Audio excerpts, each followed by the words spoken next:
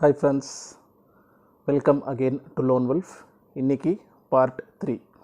Okay, இந்த police வந்து investigation பண்ணிவிட்டு போயிடுறாங்க. நெக்ஸ்ட்டு என்ன நடக்குதுன்னா, இந்த மாஸ்டருடைய ஒய்ஃப் நார்மலாக போலீஸ்க்கு வணக்கம் வச்சுட்டு அவங்க போயிடுறாங்க. போலீஸும் வணக்கம் வச்சுட்டு அங்கேருந்து கிளம்பிடுறாங்க. வேணுன்றப்ப அவங்கள நாங்கள் கூப்பிடுவோம் ஸ்டேஷனுக்கு இன்வெஸ்டிகேட் பண்ணுறதுக்கு அப்படின்னு சொல்லிட்டு இவங்க போயிட்டு தூங்கிட்டு இருக்காங்க. சடனாக மாஸ்டர் வந்து எழுப்புறாரு.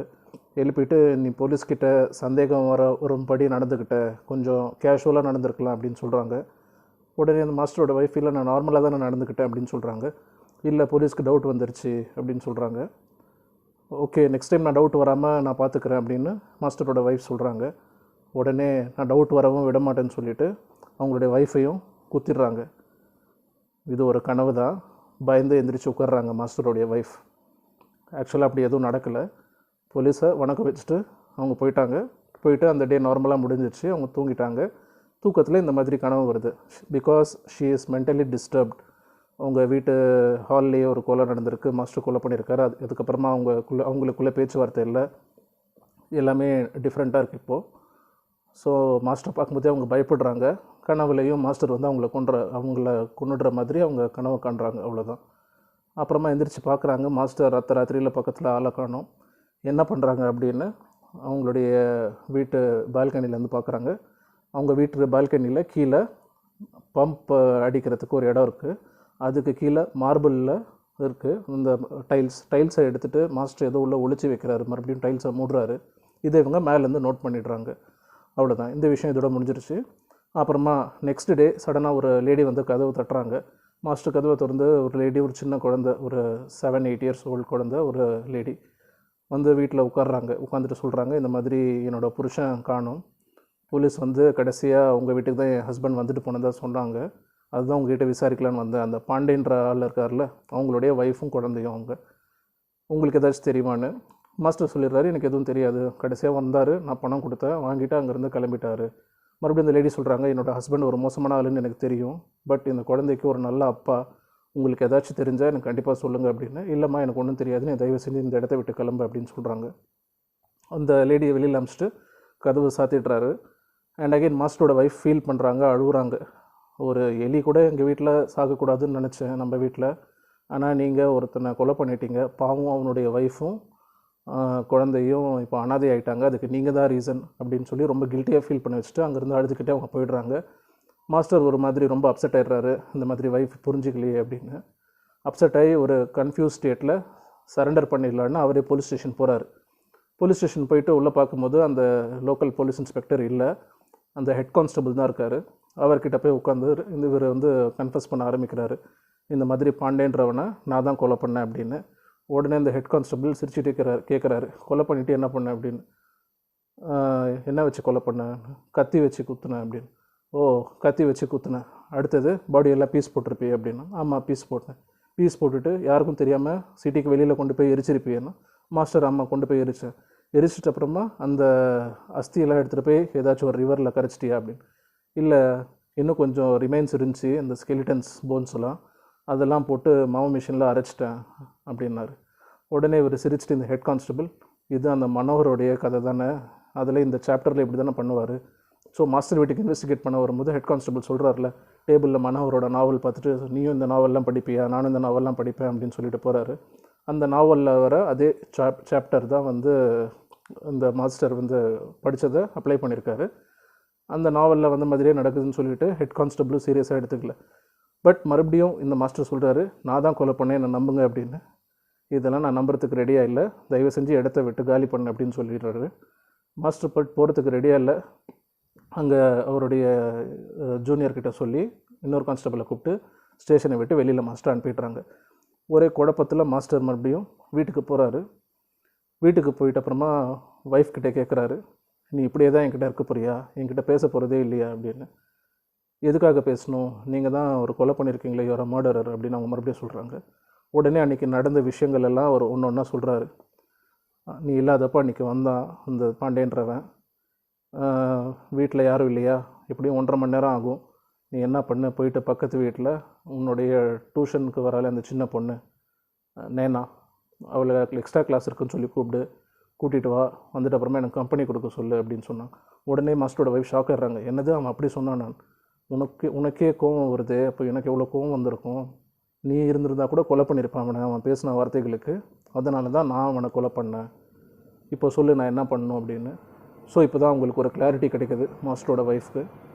ஓகே, நீங்கள் பண்ணது சரிதான்ற மாதிரி அவங்கள நார்மலாக பேசிட்டு அவங்கக்கிட்ட ரொம்ப நேரம் உட்காராதீங்க, தயவு செஞ்சு வந்து தூங்குங்க அப்படின்னு சொல்லிவிட்டு அவங்க போயிடுறாங்க. அன்றைக்கி நைட் என்ன ஆகுது, இந்த பக்கமாக அந்த ஹெட் கான்ஸ்டபிளும் போலீஸ் ஆஃபீஸரும் உட்காந்து தண்ணி அடிக்கிறாங்க. தண்ணி அடிக்கும்போது ஹெட் கான்ஸ்டபிள் இந்த விஷயத்தை போலீஸ் ஆஃபீஸர்கிட்ட சொல்கிறாரு. உங்களுக்கு ஒரு விஷயம் தெரியுமா, இன்றைக்கி மாஸ்டர் வந்திருந்தார் நம்மளுடைய ஸ்டேஷனுக்கு. வந்துட்டு இந்த நாவலில் வர விஷயங்கள் எல்லாம் அப்படியே சொன்னார். அவர் தான் ஏதோ பாண்டேவை கொலை பண்ணாராம், அப்புறமா பீஸ் போட்டாராம், அப்புறம் சிட்டிக்கு வெளியில் கொண்டு போனாராம், எரிச்சாராம், அப்புறமா அவருடைய ரிமைன்ஸ் எல்லாம் வந்து பிளேடில் போட்டு பீஸ் போட்டாராம், மாவு மிஷினில் போட்டு பீஸ் பண்ணாராம் அப்படின்னு. உடனே போலீஸ் ஆஃபீஸருக்கு தெரிஞ்சிருது அந்த பாண்டேன்றவர் உண்மையை தான் சொல்லியிருக்காருன்னு. ஹெட் கான்ஸ்டபிளை பலார்னு ஒரு அறை விடுறாரு. விட்டுட்டு, என்ன போலீஸ்னே, அவர் உண்மையை தான் சொல்லியிருக்காரு, அதை நீ ரெக்கார்ட் பண்ணுறதை விட்டுட்டு இந்த மாதிரி அவர் செஞ்ச தப்பை லூஸில் விட்டுட்டியே, அவரே சொல்லியும் அப்படின்னு சொல்லிட்டு திட்டுறாரு. திட்டிட்டு மறுபடியும் அந்த பாண்டேக்கு அவர் ஃபோன் பண்ண ட்ரை பண்ணுறாரு. பட் ஃபோன் ஸ்விட்ச் ஆஃபாகவே இருக்குது. உடனே அந்த ஹெட் கான்ஸ்டபிள்கிட்ட சொல்கிறாரு, நீ என்ன பண்ணுவே எது பண்ணுவேன்னு தெரியாது, நாளைக்கு மறுபடியும் மாஸ்டர் ஸ்டேஷனை கூப்பிடு, அவர் வாயால் எல்லா உண்மையும் வரணும், அவர் கன்ஃபெஸ் பண்ணவே அப்படின்னு. அடுத்த நாள் மாஸ்டர் ஸ்டேஷனுக்கு வர சொல்கிறாங்க. மாஸ்டரும் ஸ்டேஷனுக்கு வராரு. உட்கார வச்சு அவர்கிட்ட மறுபடியும் இந்த போலீஸ் ஆஃபீஸர் இருக்கார். போலீஸ் ஆஃபீஸர் பின்னாடி அந்த ஹெட் கான்ஸ்டபிள் இருக்காங்க. இதெல்லாம் தானே நீங்கள் சொன்னீங்க, நான் எல்லாமே டீட்டெயில் ஸ்டேட்மெண்ட் ப்ரிப்பேர் பண்ணிட்டு சைன் போடுங்க அப்படின்னு சொல்கிறாங்க. உடனே இந்த மாஸ்டர் சொல்கிறாரு, நான் இப்படிலாம் ஒன்றும் சொல்லலையே நேற்று அப்படின்னு. இப்படிலாம் ஒன்றும் சொல்லலையா? உடனே இந்த ஹெட் கான்ஸ்டபிள் சொல்கிறாரு, நீங்கள் தான் இதெல்லாம் சொன்னீங்கன்னு. நான் வந்தது லேட்டஸ்ட் எடிஷன் ஆஃப் நாவல், அந்த மனோரமா நினைக்கிறேன் அந்த நாவலுடைய நேம், அந்த நாவலை கொடுக்கறதுக்கு தான் நான் வந்தேன். So I might be wrong, மனோரமாவான்னு எனக்கு கரெக்டாக தெரில, நான் கீழே போடுறேன். I might be wrong. Okay, அந்த நாவலை கொடுக்கறதுக்காக தான் நான் வந்தேன். ஸோ நான் வந்து எந்த தப்பும் பண்ணலை. இதை பாருங்கள் மாஸ்டர், ஒழுங்காக உண்மையை சொல்லுங்கள், நீங்கள் தான் தப்பு பண்ணியிருக்கீங்கன்னு எனக்கு தெரியும், ஒழுங்காக நீங்கள் கன்ஃபெஸ் பண்ணிடுங்க, இல்லாட்டி எனக்கு வேறு மெத்தட்ஸும் தெரியும்னு சொல்கிறாரு. இல்லை, நான் எந்த தப்பும் பண்ணலை, நான் வந்தது அவருக்கு நாவல் கொடுக்கறதுக்காக மட்டும்தான், வேறு எதுக்கும் இல்லை அப்படின்னு சொல்லிவிட்டு அவர் அங்கேருந்து கிளம்பி போய்ட்றாரு. உடனே இந்த போலீஸ் ஆஃபீஸர் அந்த ஹெட் கான்ஸ்டபிளை பார்த்து கடுப்பாய் மறுபடியும் பலார்னு ஒன்று வைக்கிறார் அவர்.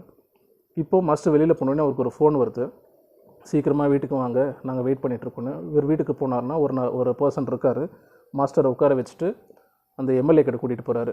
ஸோ அந்த எம்எல்ஏ கீழே தானே இவர் பாண்டேன்றவர் ஒர்க் பண்ணிட்டு இருந்தார். அந்த எம்எல்ஏ சொல்கிறாரு, பாண்டே எனக்கு கீழே தான் வேலை செஞ்சுருந்தான், பாண்டே 3-4 நாளாக ஆளை காணோம், நீங்கள் என்ன பண்ணுவீங்க எது பண்ணுவீங்க எனக்கு தெரியாது, நீங்கள் வாங்கின பணத்தை ரிட்டர்ன் பண்ணுங்க அப்படின்னு. உடனே மாஸ்டர் சொல்கிறாரு, நான் இந்த பணத்தை 3-4 நாள் முன்னாடியே பாண்டே கிட்டே கொடுத்துட்டேனே, அவர் உங்ககிட்ட கொடுக்கலையா அப்படின்னு கேட்குறாரு.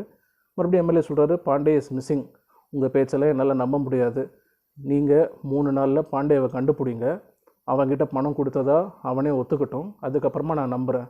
3 நாளில் பாண்டே கிடைக்கலன்னா உங்களுடைய வீடை நீங்கள் காலி பண்ணிடணும், அவ்வளோதான், நீங்கள் எனக்கு கொடுக்க வேண்டிய கடனுக்கு நான் அந்த வீடை எடுத்துப்பேன் அப்படின்னு.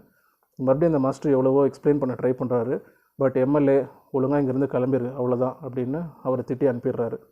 மறுபடியும் ஒரு கன்ஃபியூஸ் ஸ்டேட்டில் இந்த மாஸ்டர் வீட்டுக்கு போகிறாரு. இப்போது இந்த போலீஸ் ஆஃபீஸரும் அவர் பின்னாடியே இருக்கார். மாஸ்டரோட ஒய்ஃப் கோவிலுக்கு போகிறாங்க. அதே கோவிலுக்கு இந்த போலீஸ் ஆஃபீஸர் வந்து வெளியில் வெயிட் பண்ணுறாரு. மாஸ்டரோட ஒய்ஃப் வராங்க கோவிலுக்கு வெளியில். வந்த உடனே இந்த போலீஸ் ஆஃபீஸர் சொல்கிறாரு, உங்கள் புருஷன் ரொம்ப பெரிய தப்பு பண்ணியிருக்காரு, கொலை பண்ணிவிட்டு அதை வந்து மறைக்கிறார் வேறு, உங்களுக்காச்சும் ஏதோ உண்மை தெரிஞ்சால் ஓப்பனாக சொல்லிடுங்க, இல்லை நீங்களும் ஜெயிலுக்கு போவீங்கன்னு. உடனே இந்த மாஸ்டரோட ஒய்ஃப் சொல்கிறாங்க, என் புருஷனை எனக்கு 40 வருஷமாக தெரியும், இத்தனை வருஷத்தில் அவர் எதுவுமே தப்பு பண்ணது கிடையாது, வீணாக ஒரு இன்னோசன்ட் பர்சன் மேலே பழி போடாதீங்க அப்படின்னு சொல்லிவிட்டு அங்கேருந்து அவங்களும் கிளம்பி போய்ட்றாங்க. Okay, still the mobile phone is missing. அந்த பாண்டியோட மொபைல் ஃபோன் மாஸ்டரோட வீட்டில் தான் எங்கேயோ கிடக்குது, அது எங்கே இருக்குதுன்னு தெரியல. இந்த போலீஸ் ஆஃபீஸருடைய இன்வெஸ்டிகேஷன் இன்னும் ஸ்ட்ராங்காக இருக்குது. ஏன்னா பாண்டேவுடைய ஃபோனில் இந்த போலீஸ் ஆஃபீஸர் சம்மந்தப்பட்ட ஏதோ ஒரு விஷயம் மாட்டிக்கிட்டு இருக்கு. ஸோ பாண்டே கிடைக்கணும், இல்லை பாண்டேவுடைய ஃபோனாச்சும் கிடைக்கணும். இன்னொரு பக்கமாக எம்எல்ஏ டைட் பண்ணிகிட்ருக்காரு இந்த மாஸ்டர்கிட்ட, என்கிட்ட வாங்கின கடனை 3 நாள் நீ திருப்பி கொடுக்கணும், இல்லாட்டி நாங்கள் வந்து ஃபோர்ஸ்ஃபுல்லாக வீடை காலி பண்ணிவிடுவோம். எம்எல்ஏ பெரிய ஆள், அவரை ஒன்றும் பண்ண முடியாது. மாஸ்டரும் ஒன்றும் ப்ரொஃபஷ்னல் கில்லர்லாம் கிடையாது, ஒரு ஃபோர்ஸில் இப்படி பண்ணிட்டார். அதுக்கப்புறமா 4வது முக்கியமான விஷயம், இந்த கொலை பண்ணது இந்த போலீஸ் ஆஃபீஸர் மாஸ்டர் பின்னாடியே இருக்கார். எப்படியாச்சும் கண்டுபிடிச்சி மாஸ்டரை உள்ளே தள்ளிடுவாரா, இல்லை மாஸ்டர் எஸ்கேப் ஆகிடுவாரா? இந்த கொஷின்ஸ்க்கு எல்லாமே கேள்வி நாளைக்கு உங்களுக்கு கிடைக்கும். நாளைக்கு last and final part. So நாளைக்கு நான் உங்களை மறுபடியும் மீட் பண்ணுறேன். அன்டில் தென் இந்த வீடியோ உங்களுக்கு பிடிச்சிருந்தா லைக் பண்ணுங்கள், ஷேர் பண்ணுங்கள், சப்ஸ்கிரைப் பண்ணுங்கள். See you again tomorrow with the climax video. Okay, bye, take care.